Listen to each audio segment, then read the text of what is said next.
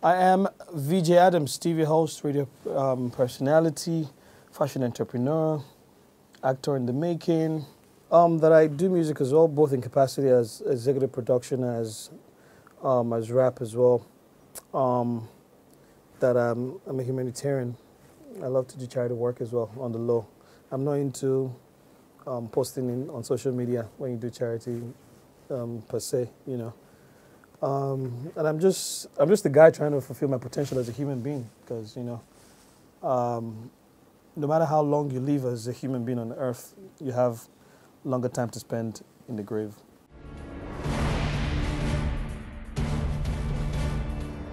I debuted on TV back in 2008 on a movie reality TV show.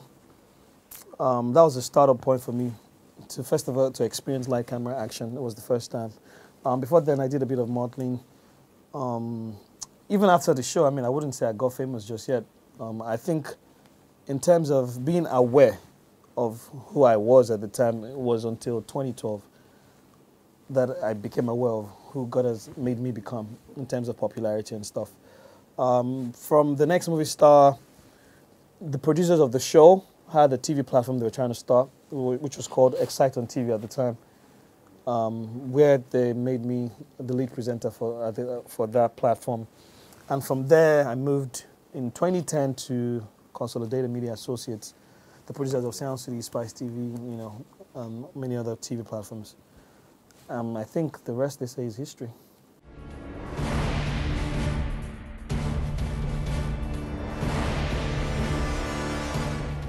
I mean, typical challenges of obviously parents not supporting what your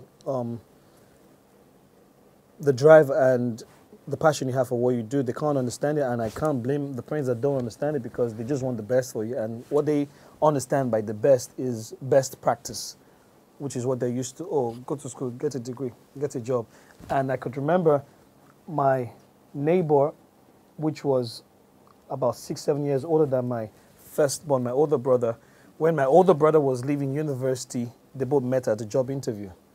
That changed everything for me, because I'm like, he's graduated forever. He didn't get a job. So there is no guarantee to going to school, getting a degree, to getting a job. And the misconception again was, people don't even understand what going to school is really for.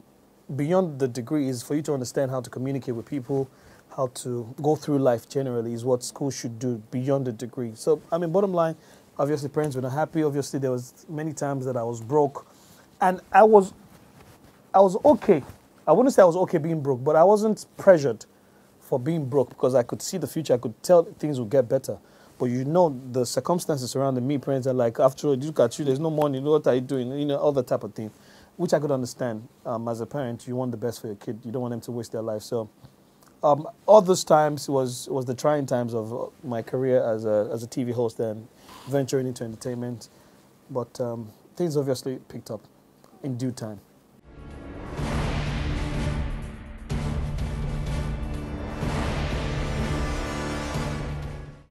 I mean, generally, it was just the fact that I like to be the best at what I do, and I knew I wouldn't be the best engineer.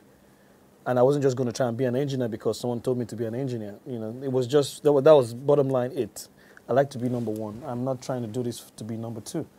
You know, so I figured out that even if you remember the fact that I debuted on a movie reality TV show, so I could have pursued acting immediately.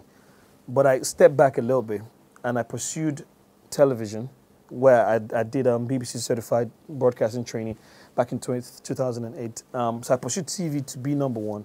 And I figured if I become number one on TV, to open doors for many other things for me, which eventually did. So I'm a blend of Kanye West, Sean P. Diddy Combs, Ryan Seacrest, and The Bunch. I'm a blend of 4 personalities. So the music, I'm obviously inspired by Kanye West. TV and radio, Ryan Seacrest plays his part. You know, the band plays the part of personality, because the band is one of the people that have been able to thrive on personality. You know, it's 2017. He's about to drop an album now, but his last album was in 2008 as an artist, as an independent artist, was 2008. So he's been able to thrive on being a great personality over the years. So that is worth emulating. So yeah, those are I wouldn't even lie, those are technically my idols, people that I look up to. But overall, when I was going to debut on TV, I used one person as case study for my parents, which was when I was having a very heated conversation with my dad regarding this TV thing or whether or not engineering. And I'm like, come on now, Frankie Doho, I'm talking 2007, 2008. I knew for a fact he was earning as much as 400K, 400,000 naira, hosting Who Wants to Be a Millionaire once a week. So that for me was the mental capacity. I'm like, he's doing this job. He shows up on sets once a week to earn that much. That means he's getting paid to do what he loves. Why not? And at the time, I knew entry level for a graduate was maybe 75K a month. That's probably Frank's costume allowance per show. I'm like, come on now, pursue your dreams.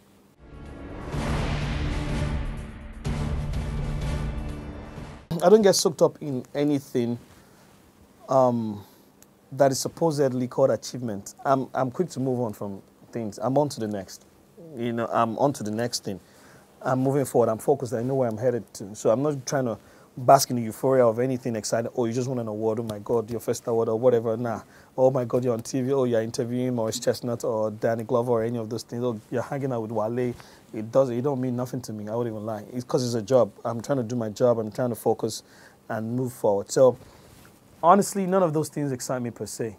What excites me is if I've been able to impact in someone's life. When someone walks up to me, I mean, I've been privileged, and I say with all sincerity and humility, where I'm somewhere and someone walks up to me, she's crying because she's a big fan. She's like, oh, that your song, it gets me up in the morning. And, those kind of things, those are achievements for me.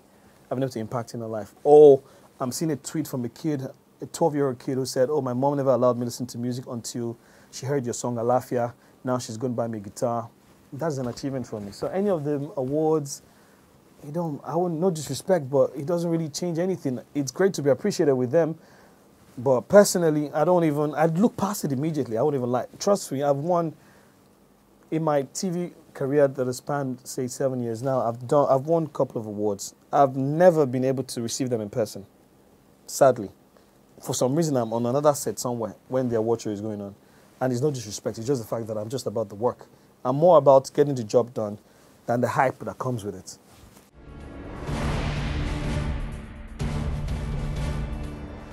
In terms of the future, there's